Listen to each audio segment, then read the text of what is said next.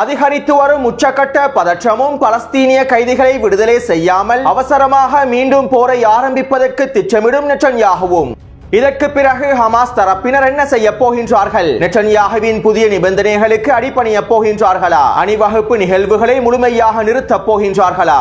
எச்சரிக்கை நிலையை உயர்த்திய இஸ்ரேலிய ஆக்கிரமிப்பு ராணுவமும் இஸ்ரேலிய ஆக்கிரமிப்பு பாதுகாப்பு அமைச்சரின் வீராப்பான கருத்துக்களும்.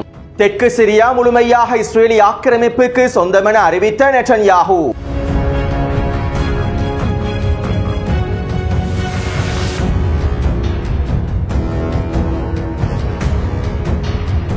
நேற்றிரவு நெட்டன்யாகு சிரியா தொடர்பாக அவசர அறிக்கை ஒன்றினை வெளியிட்டிருந்தார். சிரியாவின் தெற்கு பிரதேசமான குனித்ரா, தாரா மற்றும் சுவைதா பிரதேசங்களில் இருக்கக்கூடிய படைகள் அனைத்தும் முழுமையாக அவர்களுடைய ஆயுதங்களை கைவிட்டு நிராயுதபாணியாக்கப்பட வேண்டும். சிரியாவின் இடைக்கால அரசை சேர்ந்த SDF படைகளும் தெற்கு சிரியா பிரதேசத்திலே நிராயுதபாணியாக்கப்பட வேண்டும். எங்களுடைய இஸ்ரேலிய ராணுவம் கோலன் குன்று எல்லை பிரதேசங்களிலும் நீட்டப்பட்டிருக்கக்கூடிய இடையக மண்டல பிரதேசங்களிலும் காலவரையறையின்றி முழுமையாக நிலை கொண்டிருக்கும். டமஸ்கஸின் தெற்கு பிரதேசத்தில் இருக்கக்கூடிய அனைத்து பிரதேசங்களும் எங்களுடைய முழுமையான கட்டுப்பாட்டுக்கு கீழால் கொண்டு வரப்படும். மேலும் டமஸ்கஸுக்கு தெற்கு பிரதேசத்தில் இருக்கக்கூடிய SDF படைகள் அனைத்தும் முழுமையாக வெளியேறிவிட வேண்டும். மீண்டும் இந்த SDF படைகள் குறித்த பிரதேசத்தினூடாக நுழைந்தால் நாங்கள் அவர்களை விரட்டுவதற்கான தாக்குதல்களையும் மேற்கொள்வோம். சிரியாவின் தெற்கு பிரதேசத்தில் இருக்கக்கூடிய ட்ரூஸ் இனத்தவர்களுடைய பாதுகாப்பு எங்களுக்கு மிக முக்கியமானதாகும். அவர்களுடைய பாதுகாப்பை உறுதிப்படுத்துவதற்காக நாங்கள் எல்லா விதமான வேலை திட்டங்களையும் வெற்றிகரமாக மேற்கொள்வோம் என நெட்டன்யாகு குறித்த அறிக்கையிலே தெரிவித்துள்ளார். அதாவது குறித்த வரைபடத்திலே இலக்கம் 1 குறிப்பிடப்பட்டிருக்கக்கூடிய பிரதேசம் குனித்ரா பிரதேசமாகும். இந்த பிரதேசமானது தற்போது இஸ்ரேலிய ஆக்கிரமிப்பு ராணுவத்தின் முழுமையான கட்டுப்பாட்டுக்கு கீழால் கொண்டு வரப்பட்டுவிட்டது. குனித்ரா பிரதேசத்தின் மேற்கு பகுதியிலே இருக்கக்கூடிய 12 கிராமங்களையும் இஸ்ரேலிய ஆக்கிரமிப்பு முழுமையாக கைப்பற்றியுள்ளது. இந்த கிராமங்களில் இருக்கக்கூடிய அரச கட்டிடங்களும் இஸ்ரேலிய ஆக்கிரமிப்பு ராணுவத்துடைய கட்டுப்பாட்டுக்கு கீழால் கொண்டு வரப்பட்டுவிட்டது. அதே போன்று இலக்கம் 2 குறிப்பிடப்பட்டிருக்கக்கூடிய பிரதேசம் டமஸ்கஸின் தெற்கு பிரதேசத்தினை குறிக்கின்றது. சிரியாவின் தலைநகரான டமஸ்கஸில் இருந்து 20 கிலோமீட்டர் தொலைவிலேயே இலக்கம் 2 குறிப்பிடப்பட்டிருக்கக்கூடிய பிரதேசம் காணப்படுகின்றது. இந்த பிரதேசமும் முழுமையாக இஸ்ரேலிய ஆக்கிரமிப்பு ராணுவத்துடைய கட்டுப்பாட்டுக்குள்ளே கொண்டு வரப்பட்டுவிட்டது. அதாவது தலைநகரான டமஸ்கஸின் 20 கிலோமீட்டர் தொலைவில் இருந்து இஸ்ரேலிய ஆக்கிரமிப்பு ராணுவம் நிலை கொண்டுள்ளது. அதே போன்று இலக்கம் 3 குறிப்பிடப்பட்டிருக்கக்கூடிய பிரதேசம் தாரா பிரதேசமாகும். இந்த தாரா பிரதேசத்தில் இருக்கக்கூடிய முக்கியமான நீர்த்தேக்கங்களையும் அணைக்கட்டுகளையும் இஸ்ரேலிய ஆக்கிரமிப்பு கைப்பற்றியுள்ளது. ஒட்டுமொத்த சிரியாவினதும் நீர் விநியோகத்திலே 40% நீர் விநியோகம் தாரா பிரதேசத்திலிருந்து மேற்கொள்ளப்படுகின்றது. எனவே சிரியாவின் 40% நீர் விநியோகத்தினை இஸ்ரேலிய ஆக்கிரமிப்பு ராணுவம் அவர்களுடைய கட்டுப்பாட்டுக்கு கீழால் கொண்டு வந்துவிட்டது. மேலும் தாரா பிரதேசத்தினுடைய பெரும் பகுதியினையும் இஸ்ரேலிய ஆக்கிரமிப்பு கைப்பற்றிவிட்டது. அதே போன்று இலக்கம் 4 குறிப்பிடப்பட்டிருக்கக்கூடிய பிரதேசம் சுவைதா பிரதேசமாகும். தெற்கு சிரியாவில் இருக்கக்கூடிய இன்னும் ஒரு மிக முக்கியமான மூலோபாய பிரதேசமாக இந்த சுவைதா பிரதேசம் காணப்படுகின்றது. எனவே ஒட்டுமொத்தமாக குறித்த வரைபடத்திலே சிவப்பு நிற வளையத்தினால் காண்பிக்கப்பட்டிருக்கக்கூடிய அனைத்து பகுதிகளையும் இஸ்ரேலிய ஆக்கிரமிப்பு ராணுவம் அவர்களுடைய கட்டுப்பாட்டுக்கு கீழால் கொண்டு வந்துவிட்டது. அத்தோடு தெற்கு சிரியாவினுடைய தாரா, குனித்ரா மற்றும் சுவைதா பிரதேசங்களிலே அதிகளவாக ட்ரூஸ் இனத்தை சேர்ந்தவர்களே வாழ்கின்றார்கள். சிரியாவின் அரபு பழங்குடி மக்கள் குறித்த பிரதேசங்களிலே வாழ்ந்தாலும் அதிகளவான ட்ரூஸ் இனத்தை சேர்ந்தவர்களே வாழ்கின்றார்கள். ஆக்கிரமிக்கப்பட்ட கோலன் குன்று பிரதேசத்திலும் ட்ரூஸ் இனத்தவர்களே அதிகமாக வாழ்கின்றார்கள். மேலும் இவர்கள் இஸ்ரேலிய ஆக்கிரமிப்போடு நெருங்கிய தொடர்புகளை பேணுகின்றார்கள். குர்திஷ் மக்கள் எவ்வாறு அமெரிக்காவோடும் இஸ்ரேலிய ஆக்கிரமிப்போடும் நெருங்கிய தொடர்புகளை பேணுகின்றார்களோ அதே போன்று இந்த ட்ரூஸ் இனத்தவர்களும் இஸ்ரேலிய ஆக்கிரமிப்போடு நெருங்கிய தொடர்புகளை பேணுகின்றார்கள். மேலும் இஸ்ரேலிய ஆக்கிரமிப்பு ராணுவத்திலே ட்ரூஸ் இனத்தை சேர்ந்த சிப்பாய்கள் 20% அளவில் காணப்படுகின்றார்கள். இஸ்ரேலிய ஆக்கிரமிப்பு படைகளுடைய துணை தளபதிகளாகவும் இந்த ட்ரூஸ் இனத்தை சேர்ந்தவர்கள் தொழிற்படுகின்றார்கள். அதாவது ட்ரூஸ் இனத்தவர்கள் இஸ்ரேலிய ஆக்கிரமிப்பினை முழுமையாக ஏற்றுக்கொண்டுள்ளார்கள். இஸ்ரேலிய ஆக்கிரமிப்புடைய தலைமைக்கு கீழால் நாங்கள் ஒரு தனியான மாநிலமாக வாழ வேண்டும் என்று அவர்கள் விரும்புகின்றார்கள். அத்தோடு சிரியாவின் தெற்கு பிரதேசத்தில் இருக்கக்கூடிய ட்ரூஸ் இனத்தவர்களுக்கான தனியான இராணுவ படை ஒன்றும் காணப்படுகின்றது. அவர்களுடைய இனத்தவர்களை பாதுகாப்பதற்காகவே இந்த தனியான இராணுவ படையை அவர்கள் உருவாக்கியுள்ளார்கள். மேலும் இந்த இராணுவ படைக்கு தேவையான அனைத்து விதமான ஆயுதங்களையும் இராணுவ உபகரணங்களையும் இஸ்ரேலிய ஆக்கிரமிப்பே முழுமையாக வழங்குகின்றது. அத்தோடு சிரியாவினுடைய வீழ்ச்சிக்கு பிறகு ட்ரூஸ் இனத்தை சேர்ந்த தலைவர்கள் ட்ரூஸ் இனத்திற்கான தனியான நாடு ஒன்று வேண்டும் என்றும் தனியான மாநிலம் ஒன்று வேண்டும் என்றும் கோரிக்கைகளை முன்வைத்திருந்தார்கள். அவர்கள் டமஸ்கஸ் அரசாங்கத்திற்கு கீழால் ஒன்றிணைந்து செயற்படுவதற்கு விரும்பவில்லை. இப்படியான நிலைமையில் தான் நேற்றைக்கு முன்தினம் ட்ரூஸ் இனத்தை சேர்ந்த தலைவர் தலைவர்களும் பிரதிநிதிகளும் ஒன்றிணைந்து அவர்களுடைய தனியான இராணுவ சிப்பாய்களையும் ஒன்றிணைத்து தளபதிகளையும் ஒன்றிணைத்து ஒரு இராணுவ சபை ஒன்றினை உருவாக்கியுள்ளார்கள். இந்த இராணுவ சபையானது டமஸ்கஸ் அரசாங்கத்திலிருந்து பிரிந்தே செயற்படும். இதற்கு பிறகும் நாங்கள் அமைதியாக இருக்க போவதில்லை. எங்களுடைய உரிமைகளை பெற்றுக் கொள்வதற்காக நாங்களே களமிறங்க போகின்றோம். எங்களுடைய இனத்தவர்களை நாங்களே ஆட்சி செய்ய விரும்புகின்றோம். இதற்கு பிறகு டமஸ்கஸ் அரசாங்கத்திற்கும் எங்களுக்கும் எந்த விதமான தொடர்பும் இல்லை என ரூஸ் இனத்தவர்களுடைய தலைமைகளும் இராணுவ சபையும் வெளிப்படையாக அறிவித்திருந்தார்கள். இதைத் தொடர்ந்து நேற்றிரவு நெட்டன்யாஹு அவசரமாக இந்த அறிக்கையினை வெளியிட்டிருந்தார். சுருக்கமாக குறிப்பிடுவதாக இருந்தால் தெற்கு சிரியாவிலே காணப்படக்கூடிய அரபு பழங்குடி படைகளையும் STS பயங்கரவாத படைகளையும் SNA பயங்கரவாத படைகளையும் நிராயுத பாணியாக்கிவிட்டு தெற்கு சிரியா பிரதேசத்திலிருந்து அவர்களை முழுமையாக வெளியேற்றிவிட்டு மீண்டும் அவர்கள் தெற்கு சிரியா பிரதேசத்திற்குள்ளே நுழைய முடியாத வண்ணம் வேலை திட்டங்களை முன்னெடுத்துவிட்டு ரூஸ் இனத்தவர்களை ஒன்றிணைத்து இராணுவ சபையின் மூலமாக சிரியாவின் தெற்கு பிரதேசத்தினை ஒரு தனி மாநிலமாக உருவாக்குவதற்கு நெட்டன்யாஹு திட்டமிட்டுள்ளார். ஆக்கிரமிக்கப்பட்ட கோலன் குன்று பிரதேசத்தையும் சிரியாவின் தெற்கு பிரதேசத்தையும் ஒன்றிணைத்து ரூஸ் இனத்தவர்களுக்கான ஒரு தனி மாநிலமாக அறிவித்து குறித்த பிரதேசங்களை இஸ்ரேல் ஆக்கிரமிப்பின் ஆட்சிக்கு கீழால் கொண்டு வருவதற்கு நெட்டன்யாஹு முயற்சி செய்கின்றார். மேலும் இந்த வேலை திட்டங்களுக்கான முழுமையான ஆதரவை டொனால்ட் ட்ரம்பின் நிர்வாகம் வழங்கி இருப்பதாகவும் இஸ்ரேல் ஆக்கிரமிப்பு ஊடகங்கள் சுட்டிக்காட்டியுள்ளன. ஆக்கிரமிக்கப்பட்ட கோலன் குன்று பிரதேசத்தினை எவ்வாறு டொனால்ட் ட்ரம்ப் இஸ்ரேல் ஆக்கிரமிப்புக்கு உத்தியோகபூர்வமாக எழுதி கொடுத்தாரோ அதே போன்றே தற்போது தெற்கு சிரியா பிரதேசத்தையும் இஸ்ரேல் ஆக்கிரமிப்புக்கு முழுமையாக எழுதி கொடுக்க போகின்றார். அடுத்து இன்றைய தினம் ரூஸ் இனத்தவர்களுடைய தலைவர்களுக்கும் சிரியாவின் வடகிழக்கு பிரதேசத்தில் இருக்கக்கூடிய குர்திஷ் இனத்தவர்களுடைய தலைவர்களுக்கும் இடையில் விசேட கலந்துரையாடல்களும் சந்திப்புகளும் நடைபெற்றுள்ளன.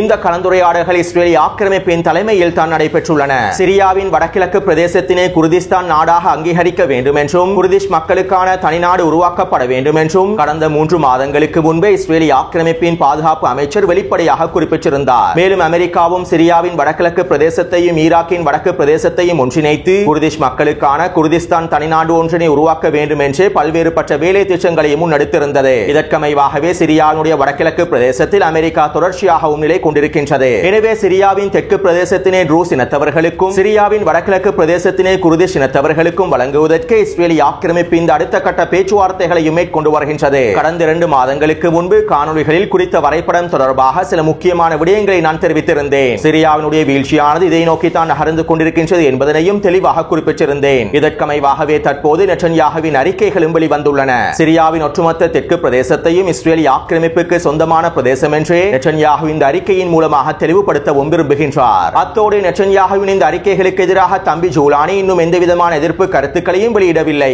STS பயங்கரவாதிகளுடைய தளபதிகளும் முக்கிய புள்ளிகளும் இஸ்ரேல் ஆக்கிரமிப்புக்கு எதிராக எந்தவிதமான கருத்துக்களையும் வெளியிடவில்லை. தம்பி ஜூலானியும் அவருடைய STS பயங்கரவாத படைகளும் லெபனான் சிரியா எல்லை பிரதேசத்திலே பொதுமக்களை படுகொலை செய்வதிலும் பொதுமக்களுக்கு எதிரான தாக்குதல்களை மேற்கொள்வதிலும் ஹிஸ்புல்லா இராணுவத்திற்கான ஆயுத பரிமாற்றங்களை தடுத்து நிறுத்துவதிலேயே அதிக ஆர்வம் காட்டுகின்றார்கள். நெட்டன்யாஹுவினுடைய அறிக்கைகளுக்கோ இஸ்ரேல் ஆக்கிரமிப்புடைய தாக்குதல்களுக்கோ எந்தவிதமான ஆர்வமும் காட்டவில்லை.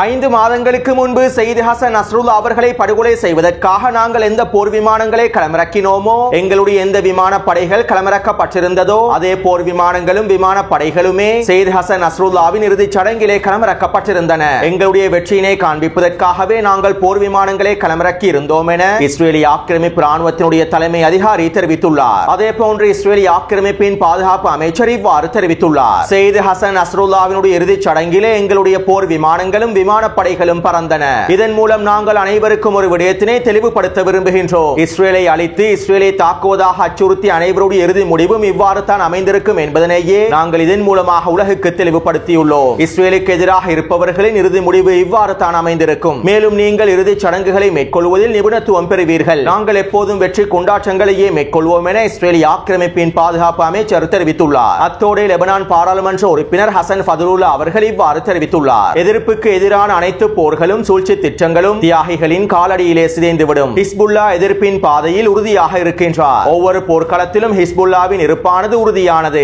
தற்போது லெபனான் நிலத்தினுடைய விடுதலையை நாங்கள் அரசாங்கத்திடம் ஒப்படைத்துள்ளோம். ஆனால் எதிரி இருக்கும் வரை களத்திலே எதிர்ப்பு தொடர்ச்சியாக நிலைத்திருக்கும். லெபனான் நிலத்தை பாதுகாப்பதில் லெபனானினுடைய அரசானது முழுமையான பொறுப்பை ஏற்க வேண்டும். லெபனானினுடைய இறையாண்மையை லெபனானினுடைய அரசு முழுமையாக பாதுகாக்க வேண்டும். லெபனானிலே அமைதி மற்றும் ஸ்திரத்தன்மை ஏற்படுவதை நாங்கள் விரும்புகின்றோம். ஆனால் எங்களுடைய மக்களின் பாதுகாப்புக்கு அச்சுறுத்தல் ஏற்படுமாக இருந்தால் எங்களுடைய மக்களை பாதுகாப்பதற்காக என்னவெல்லாம் செய்ய முடியுமோ அவை அனைத்தையும் நாங்கள் முழுமையாக செய்து முடிப்போம். மேலும் நாங்கள் சிதைவடைந்திருக்கக்கூடிய எங்களுடைய கிராமங்களை கண்ணியத்தோடு கட்டி எழுப்புவோம் என பாராளுமன்ற உறுப்பினர் ஹசன் ஃபதுலுல்லா அவர்கள் தெரிவித்துள்ளார்.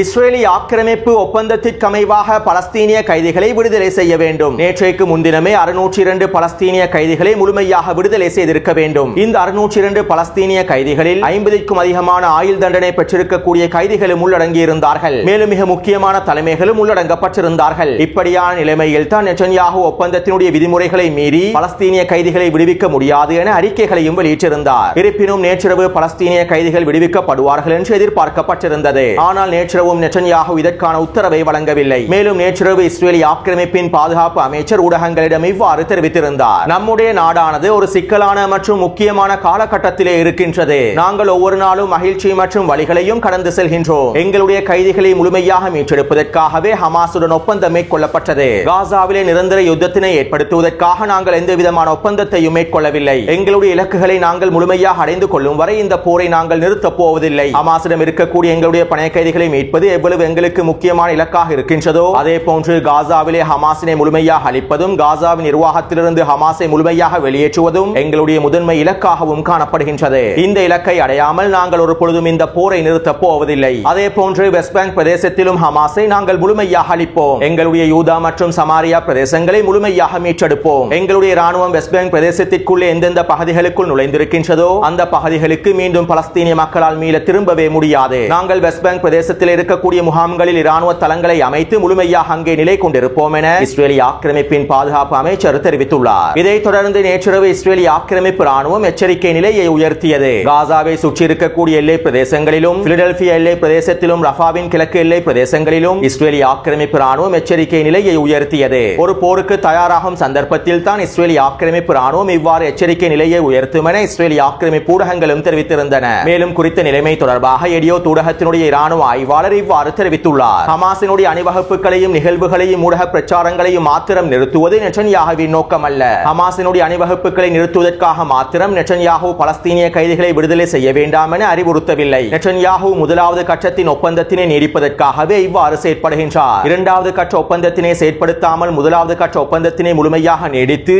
இஸ்ரேலிய கைதிகளை பெற்றுக் கொள்வதற்காகவே நெட்டன்யாஹு திட்டமிட்டுள்ளார். தற்போது ஹமாஸிடம் 63 கைதிகளை எஞ்சியுள்ளார்கள். இவர்களில் 24 பேர் மாத்திரமே உயிரோடு இருக்கின்றார்கள். எனவே இந்த முதலாவது கட்ட ஒப்பந்தத்தின் கால அளவை இன்னும் 2-3 வாரங்களுக்கு நீடித்து உயிரோடு இருக்கக்கூடிய 24 இஸ்ரேலிய கைதிகளையும் முழுமையாக மீட்டெடுப்பதற்காகவே நெட்டன்யாஹு திட்டமிட்டுள்ளார். அது மட்டுமல்லாமல் உயிரோடு இருக்கக்கூடிய இஸ்ரேலிய கைதிகள் முழுமையாக திரும்ப பெறப்பட்டதும் காசாவிலே மீண்டும் போரை ஆரம்பிப்பதற்கும் நெட்டன்யாஹு திட்டமிட்டுள்ளார். இரண்டாவது கட்டத்தையும் மூன்றாவது கட்டத்தையும் நாங்கள் முழுமையாக ஏற்றுக்கொள்வோம் என எந்தவிதமான உத்தரவாதத்தையும் இஸ்ரேலிய தலைமைகள் டொனால்ட் ட்ரம்பினுடைய நிர்வாகத்திற்கு வழங்கவில்லை. இதற்கமைவாகவே தற்போது நெட்டன்யாஹு அனைத்து விதமான காய் நகர்த்தல்களையும் மேற்கொண்டு வருகின்றார் என எடியோ ஊடகத்தினுடைய இராணுவ ஆய்வாளர் தெரிவித்துள்ளார். இதைத் தொடர்ந்து ஹமாஸினுடைய தலைமைகளில் ஒருவரான சமி அபு ஜுஹ்ரி அவர்கள் அல் ஜசீரா ஊடகத்திடம் இவ்வாறு தெரிவித்துள்ளார். நாங்கள் ஜியோனிச கைதிகளை மரியாதையுடனேயே நடத்தினோம். எங்களுடைய மரியாதையான நடத்தைகளை ஏற்றுக்கொண்டதன் விளைவாகவே ஜியோனிச கைதிகள் பலஸ்தீனிய போராளிகளை முத்தமிட்டார்கள். மேலும் இந்த சம்பவமானது இஸ்ரேலிய ஆக்கிரமிப்பின் அனைத்து குற்றச்சாட்டுகளுக்கும் சிறந்த பதிலாகவும் மாறியுள்ளது.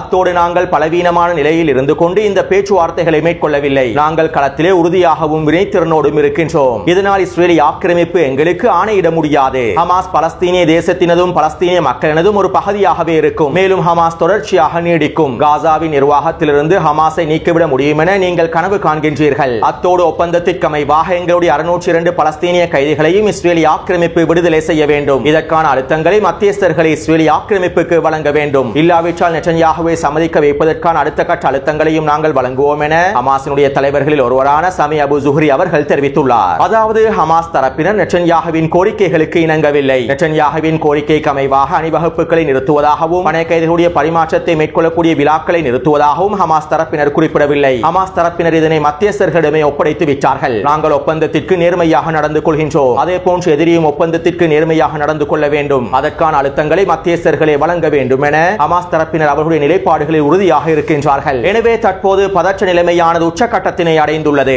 நாங்கள் பலஸ்தீனிய கைதிகளை விடுதலை செய்ய மாட்டோம் என நெட்டன்யாஹு அடம் பிடிக்கின்றார். மத்தியஸ்தர்கள் தற்போதும் தொடர்ச்சியான அழுத்தங்களை வழங்கி வருகின்றார்கள். இருப்பினும் நெட்டன்யாஹு இதற்கு முழுமையான சம்மதத்தினை வழங்கவில்லை. மேலும் நெட்டன்யாஹு இதனை பயன்படுத்தி காசாவிலே மீண்டும் போரை ஆரம்பிப்பதற்கே திட்டமிடுகின்றார். அது மட்டுமல்லாமல் இன்று காலை இஸ்ரேலிய ஆக்கிரமிப்பு ராணுவம் ரஃபாவின் தாலல் சுல்தான் பிரதேசத்திலே வான்வழி தாக்குதல்களையும் மேற்கொண்டுள்ளது. இந்த தாக்குதலிலே 6 பலஸ்தீனிய பொதுமக்கள் இனப்படுகொலை செய்யப்பட்டுள்ளார்கள். மேலும் ரஃபாவின் தெற்கு பிரதேசத்திலே இஸ்ரேலிய ஆக்கிரமிப்பு ராணுவம் துப்பாக்கிச்சூடு தாக்குதல்களையும் மேற்கொண்டு வருகின்றது. எனவே இந்த காணொலி தொடர்பான கருத்துக்களை பதிவிட விடுங்கள். தொடர்ந்து என்னுடன் இணைந்திருங்கள். நன்றி, வணக்கம்.